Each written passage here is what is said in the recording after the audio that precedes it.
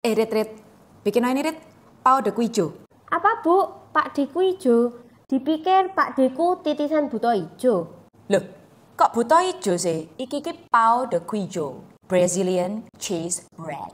Apa Bu? Brazilian cheese bread. Alah, roti keju toh Bu. Iki gampang pol Bu, gawe ini. Ya wes, gawen. Oh. Oke guys, waktunya dieksekusi ya. Caranya gampang guys, tinggal cemplung semua bahan terus di blender.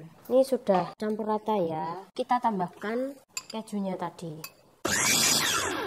Kita isi 3/4 ya. Jangan terlalu banyak. Kepenuhan. Oke, tak cendok iya ya guys, raiso estetik. Bu ini tolong bantu Bu. Nuan.